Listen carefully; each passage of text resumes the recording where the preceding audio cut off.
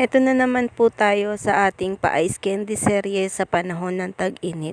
Pero this time guys, nagawa tayo ng papaya flavored ice candy. Yung orange color dyan ang papaya flavor. Yung green avocado flavor. Every time na nakakabili ako ng papaya na matabang, ang ginagawa ko dyan usually, nilalagyan ko yan ng asukal at gatas para makain. Or kaya kapag panahon nga ng tag-init, ginagawa din natin siya ng ice candy. Tatlo lang kasi kami kumakain ng papaya dito sa bahay. Pero once na natimplahan na ng gatas at asukal, kinakain na nilang lahat. Pero itong papaya na ito, napakatamis niya kasi binigay lang to sa asawa ko. Yung kalahati, ginawan ko ng ice candy para makakain naman yung iba sa bahay na hindi kumakain ng purong papaya. Napakadali lang naman gawin yung papaya ice candy. Balatan mo lang, alisan ng balat, and then i-mash mo tulad ng ginagawa ko sa video. Hindi na natin siya kailangan lutuin, unlike ng mango na kailangan pa nating lutuin sa sugar. Ang hinog na papaya naman guys at ang gatas ay good combination naman silang dalawa. Sinet aside ko muna yan, nilagay sa plastic at saka sa ref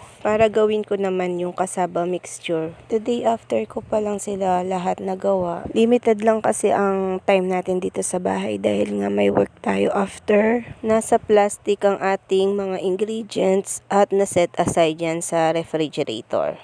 Angel creme dansada nga pala ang ginamit kong pampakrimi dyan. Dahil nung naggrocery ako dyan sa may Pure Gold Angeles, nakita ko tong Angel creme dansada na buy 2, may free pa siya na elbow macaroni. Sunshine brand. O diba, magagamit ko yon pang sopas or kaya baka maisipan kong magawa ng macaroni salad sa ibang pagkakataon. Thank you for watching guys and enjoy lang natin ang summer. Bye!